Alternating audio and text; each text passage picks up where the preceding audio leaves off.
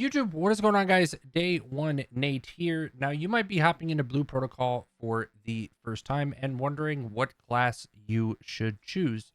And with that being said, I'll tell you that they are all very good. There is not a class that is really bad in comparison, and there is not a class that is super, super good in comparison. I think that the balancing of the classes are quite good, and I think that all of the classes are quite enjoyable to play. They each have their own flashes, and they all have kind of a different centric to how they play, which I think is really cool. And as well as if you don't enjoy the class at level 25, you can simply just swap classes. There is no lock on the class that you play. Obviously, you'll have to re-level some skills and some abilities and stuff like that. But aside of that, you can simply just swap classes at level 25 as you please. Now, I basically just wanted to wide overview the classes, what they are, what they look like, kind of the feel, just in case you might not even be a part of the beta. You might just be, discovering the game for the first time and wonder what the game has to offer. So we're just going to basically walk through what they are. We'll take a look at the videos and we'll talk a little bit about each of the classes and the specs. So in Blue Protocol Star Residence, there are a total of 8 classes at the moment with 16 specs. So the first one that we have is the Marksman Wild Pack spec. This basically unleashes wolves to deal extra damage for you. This is an Agility Haste Mastery class. This is the class that I actually started playing right off the rip. This is quite a fun class. This is your standard, play from range. This is your standard marksman class, which I think is really, really cool. The Falconry spec, on the other hand, is an Agility Haste crit spec that takes advantage of a falcon. And you can kind of see that you shoot out the big falcon, you do a bunch of damage with the double arrow, and it is, again, just your very standard marksman class, which I think is super, super cool that they have within the game. Your next class that you have is your Stormblade. This is your Lido slash spec and your Moonstrike spec. We'll start with the slash spec. This is the Thunder Sigil. This is an Agility Crit Mastery class. I've seen this class out in the world a bunch. This is a super cool class.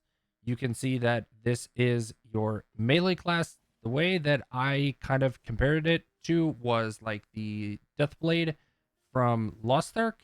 A lot of fast movement abilities and a lot of DPS coming out in a very high burst. And then you have your Moonstrike spec, which again is very similar, but you use a scythe. This is an Agility Haste Luck class, which I think is really interesting because I haven't really seen a game take advantage of the luck spec very often. The luck spec is kind of it's kind of the spec that you don't want, so I think it's really cool. But again, this is a Reaper Scythe class or spec that is close range combat, a ton of burst damage, which I think is super, super cool. And then you have your Frost Mage. You have your Icicle spec and your Frostbeam spec. Standard mage class. I think it is super, super cool that they have stuck with some standard style classes. And then, as you'll see later on, they've swapped off into some other style classes as well. But this is an Intellect Crit Luck class that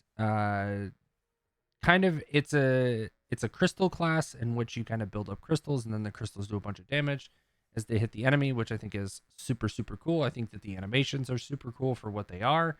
And I am, again, just super happy that they stuck with some of the traditional classes. These classes are super, super fun to play. They are also very comfortable when you see them. I think that the Frostbeam spec of the Frost Mage is a really, really cool class. It takes advantage of like an almost tornado, as well as it takes advantage of a Frostbeam. This class will probably be a class that I explore quite a bit over the next couple of days. This is an Intellect Haste Mastery class. And I mean, just the animations of this class with the tornado there, or what looks like a tsunami or what have you. I think this class just looks super super cool, and that spec looks really really awesome. So just going back to before we get into a little bit more, those first three classes are all DPS specs. The Wind Knight. This is another Lancer style class. This is a Strength Haste Mastery class. As you can see, it is a very bursty class. This is a class that takes advantage of just a lot of skills. And to my understanding, this is one of the most difficult classes to play. The rotation is quite difficult, but if you can master this class does a ton of damage. There is also the Skyward spec, which is a strength crit luck attribute class, or spec, I should say. But as you can see, it is basically just as it is a Skyward spec. You fly up, you come down, you deal damage, you fly back up again, you deal more damage. Again, it is a very difficult class to my understanding, but if you can figure it out and you can master it, you can do a ton of damage on the Wind Knight, which is awesome. Again, this is another DPS class, and we are about to get into some of the tank classes as well as some of the healing classes. So the Verdant Oracle, this is the first support class that you're going to see in this video. This is an Intellect Luck Mastery class. This is, I would say, your most standard support or standard healer.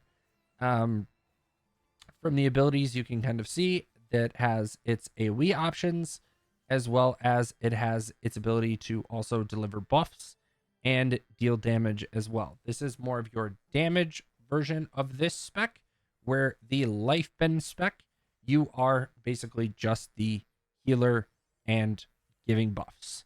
This is an Intellect Haste Mastery class. This is your very standard healing class. You're sacrificing your damage for extra healing and extra buffs. I would very much assume that you'll see quite a few of these in the dungeons and the raids and out in the world, because in every MMO, you are always going to want at least one of your supports, and if not all of your supports, laying out a ton of buffs and a ton of healing.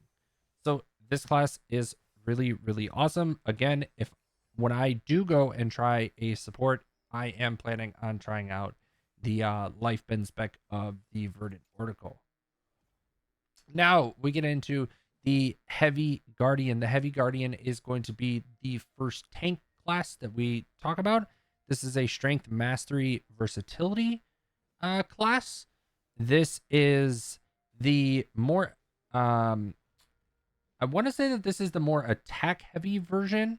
I believe that the Shield Knight is your very, very standard tank class.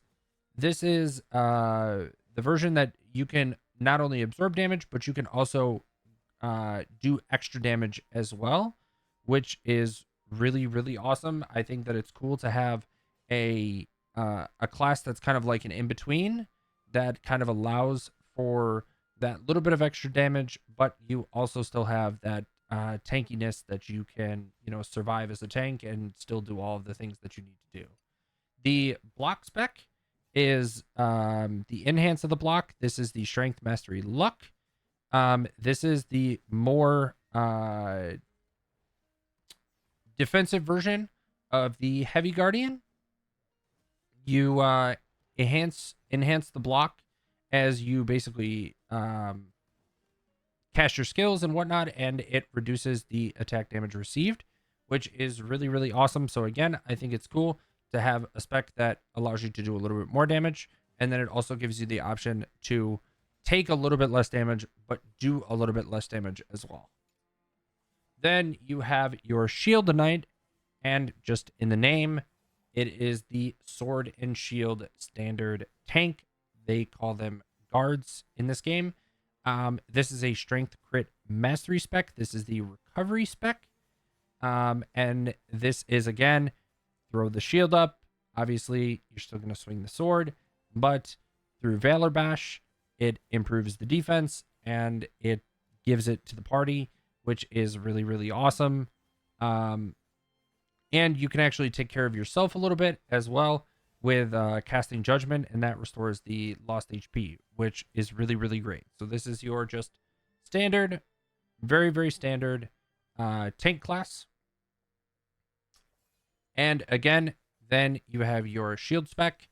This is a strength, haste, mastery class. I don't know too much about Shield Knight, so I don't want to speak too much, but I would very much assume that with how standard the Shield Knight is to kind of a sword and shield class, that these are very similar, but I could be entirely different. One could be giving a little bit more to the party, and one could be giving a little bit more to self. Just from reading here, it seems like this one gives a little bit more to the party, while the other one is more of taking care of yourself. But again, I don't want to speak too much on it. I play a lot more DPS than I do tank, but I wanted to make sure that I showed all of the classes. But if you're a standard sword and shield tank, this is the class for you. The last class is the last support. This is the Soul Musician. Now, this class is really, really awesome. This is an intellect, haste, luck. This is the dissonance spec that you're taking a look at right now.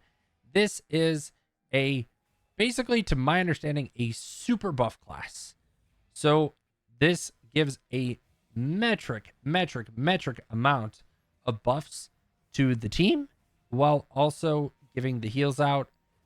And I've seen a couple of these classes out there, and I've also heard around the support community of Blue Protocol that this is a class that people are definitely going to want in their party for the buffs that they are able to give. And then you have the Concerto spec.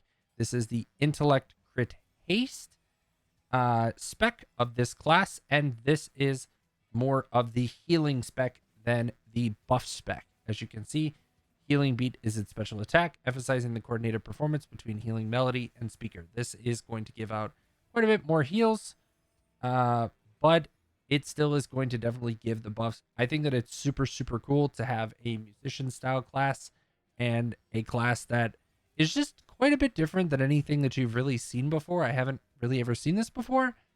So I think that it's really awesome that they are kind of stepping outside the box and not just doing the standard, kind of what you expect from an MMO, the standard mage, the standard marksman.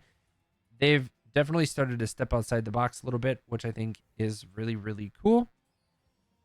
And I am very excited to see these classes more in action, as well as we'll probably be coming out with videos as the game launches, because I'm sure they're going to make balancing changes and whatnot with some build videos on some of these classes. Again, I play more DPS than I do other classes, but if I get into some other ones, I'll definitely provide those as well. But I just wanted to lay this out there for people who haven't, maybe not seen the game yet, and or are just kind of looking and want to see what the game has to offer before they hop into it. If you guys enjoyed this video, make sure to comment, like, and subscribe, and I'll see you guys all in the next one.